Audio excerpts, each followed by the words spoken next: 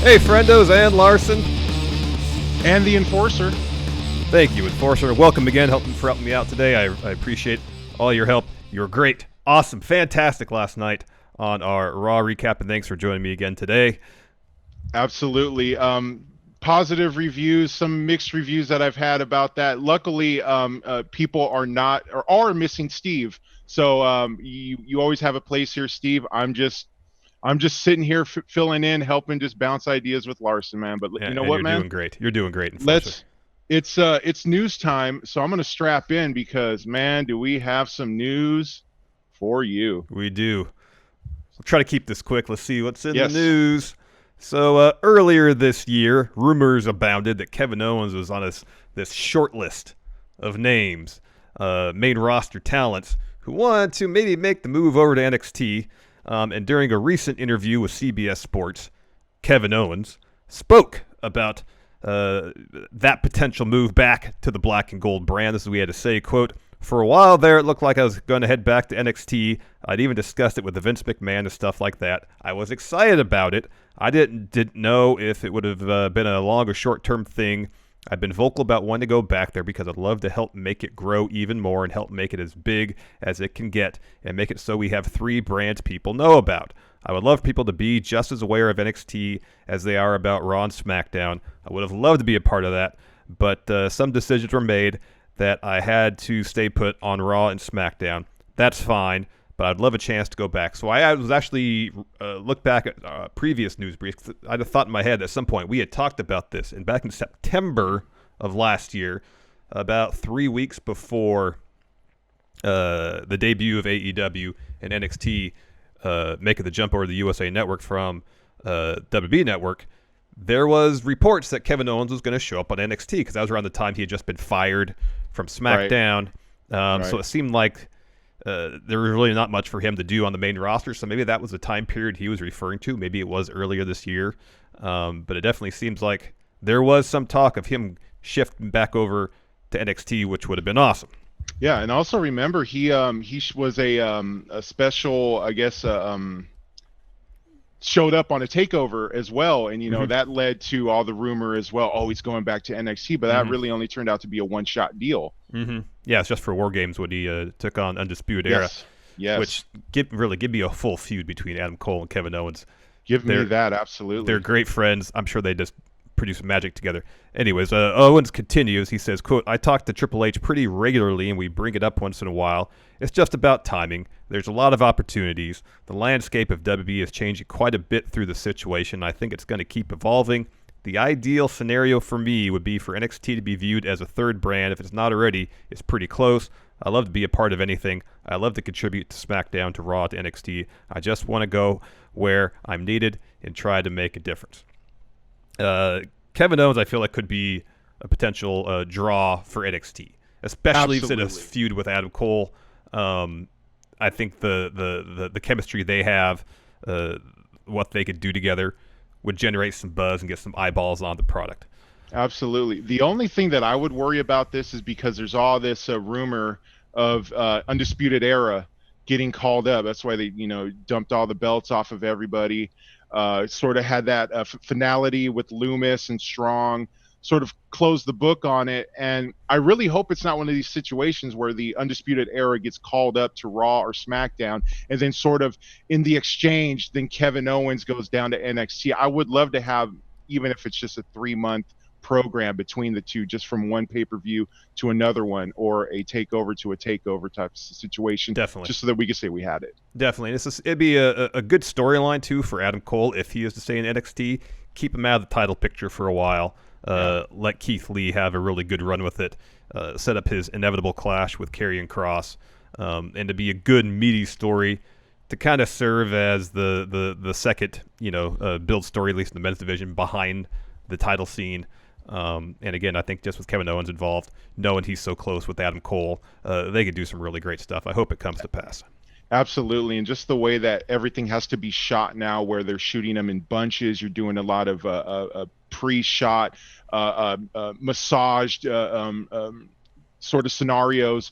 I think Kevin Owens and Adam Cole would do wonders for the situation that this pandemic has brought upon us with pre-shot matches. Definitely. Yeah, they can do some great stuff. In other Kevin Owens news, we talked yesterday about a report that Kevin Owens was the one who went to Vince McMahon and talked to him about instituting proper mask and social distancing protocols during shoots at the Performance Center. Basically, right as we hit upload on that video, ESPN released an interview with Kevin Owens where, yes, he confirmed that he did in fact do that. This is what he said, quote, "I've been in WWE for 5 years. I've never once been afraid to tell a company that I couldn't go to a show or something like that because something was happening with my family. They're always extremely receptive. The companies never made me feel like my career or my spot or anything like that could be in jeopardy. It's the same here with this situation. I tell them how I feel. They respect how I feel. Even with the mask, that could have been seen as something kind of small, right? But it wasn't. I brought them my concern, and it was immediately taken very seriously." It's pretty obvious that Vince likes Kevin Owens. Yeah, that's why he feels free to speak his mind. If you're working in the mid card or under, or you're just eating pins, don't expect. Honestly, let's be honest.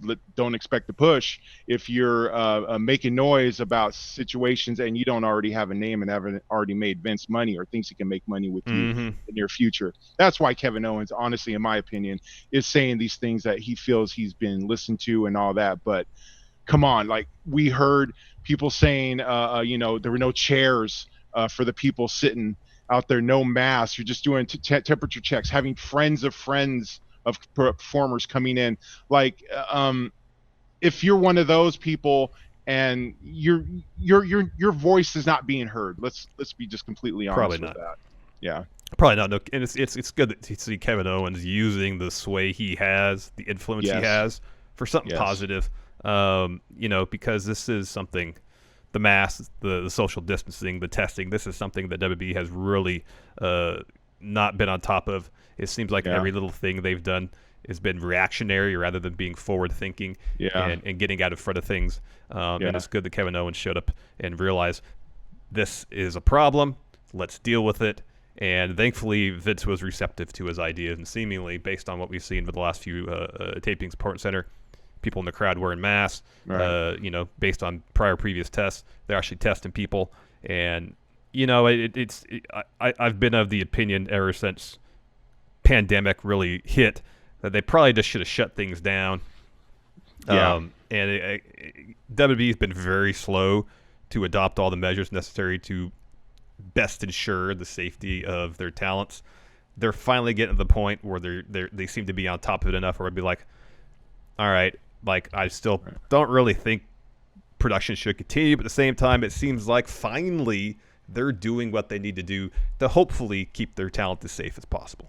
Yeah, it really seems like WWE really is using the fact that Fox and USA only let us have a certain amount of taped shows early on, and that was their reason for continuing on. And then Fox and USA say, no, that's not the case at all. You don't have to feel in jeopardy for that. And it just seems like they're just digging in their heels with, well, this is how it's supposed to be, but times 3 months ago are way different than where they are right now. And you just got to deal. Everyone's playing with a new deck of cards that nobody knows what's coming up. No one has navigated this turf before, and if they did, they're well over 100 years old from 1918, and they ain't got nothing to say about it. So I'm glad that Kevin Owens is speaking up, not only for himself and his family, but the other people in the locker room. And that's really got me thinking with this void, because Roman Reigns was always implied that he was the locker room leader, and he hasn't been there for months. Is Kevin Owens sort of now the de facto locker room leader, speaking on people's behalf for Raw? If he is, that is a great person to have speaking for your behalf. Yeah, absolutely. Definitely. I had thought about that, but that's a possibility. If that's the case, then that's great of Kevin Owens, because he seems like a guy who's not afraid to speak his mind. He's not afraid to go up to Vince, and he seems to have the best interests of the talent in mind. When asking these sort of things and expressing his concerns.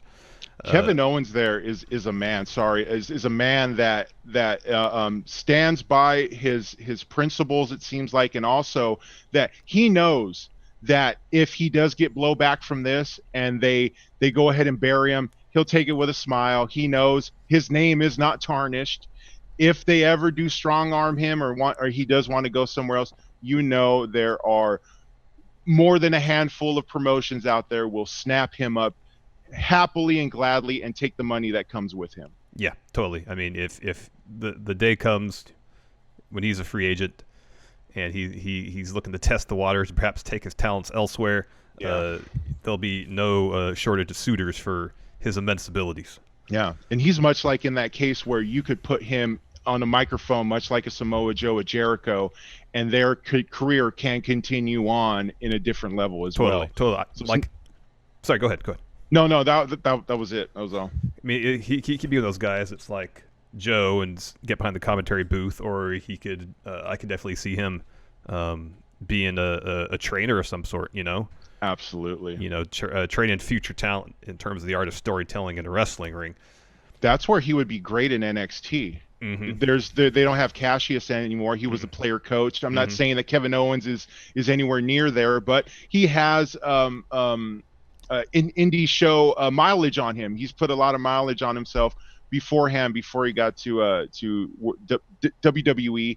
But still, no way am I saying like he doesn't have any gas left. But I'm just saying afterwards, you always want to find your transition. You always want to find your next avenue in the business or to make your cash revenue good. And Kevin Owens has multiple venues. He could sit here and just shoot about the current topics here, or he could be a Conrad guy. There's so much money to be had with Kevin Owens. Definitely. Speaking of someone who's diversified the revenue streams after a career in pro wrestling, CM Punk. He was the talk of some parts of the wrestling world about a week ago when Conan, on an episode of Keeping It 100, talked a little bit about CM Punk's asking price to sign with AEW, and as Conan put it, it was quite a bit. This is what he had to say, quote, "I do remember when I was negotiating with AEW and they were telling me about him, Punk. They were telling me that he was asking for an astronomical amount of money, that they really wanted to work with him, but he was asking for too much." I believe, I don't know if this is direct from CM Punk, but there was talk where, it was asked what would be his, I think it was directly from him, what would it take for him to get back? Come back, right? Yeah. What would it take for him to get back in the ring? I think he said like $20 or $25 million. Was the starting point for negotiation. Well, when you think about it, that's what Jordan was getting for his 1-year deals in the second go around with the Bulls. Like he was getting 25, 30 million. Mm-hmm. I mean, CM Punk, he's not the Michael Jordan of wrestling, but he's gonna bring names, he's gonna bring faces. He's gonna cut some sort of a pipe bomb and get people going. So 20 million, I don't know how long that would be for. Yeah. If it's just for a WrestleMania match or something, forget it. That is astronomical. But that's a lot. I don't think he's looking to wrestle anyway, so why not throw a stupid number out there and see if someone bites? He's pricing himself purposely out of a job, I feel like. Yeah, absolutely. But during a recent interview with TalkSport, Cody was asked about Punk's contract demands, I guess. This we had to say, quote, "As far as the CM Punk negotiations go, everyone heard the famous, he got a text from us. Yeah, of course there were negotiations, and he did ask for a great amount of money, and Punk is worth a great deal of money." And kind of a counter to this, Cody then talks about how he doesn't want AEW to turn into another WCW or Jim Crockett Promotions, where they're just throwing around crazy amounts of money to sign names to kind of get ahead in this wrestling business, because as Cody puts it, this is a business, and we have to turn a profit. And business is good. Yeah. That's the other guys. He continues, quote, "The fact that we were able to turn a profit as a company within only 2 years of being alive, very few other companies within wrestling. It's real limited. You can count on one hand who's been able to do that versus who bled money. But in that situation, the negotiations, I don't think they ever got too serious. Doesn't mean they won't one day, but they never got entirely too serious. I think there is a good relationship there. I think I have a good relationship with Phil. I believe Tony does too, and I'm not sure really when it comes to him, it's not so much about the money, it's about, are you interested in doing this?" And this goes back to what we just said about him maybe pricing himself out of a job. Yeah. This is the last bit Cody has to say, because the price tag becomes a lot more justifiable if you are genuinely interested in what you're doing at the high speed we're doing it. And again, That's not even specific to him, just in general. If the passion is there, if the passion is not there, the money is not there. That is a very true case, man. Especially his point where he's at. Like, you got to give him with a story. You got to give him some sense of control in his storyline as well.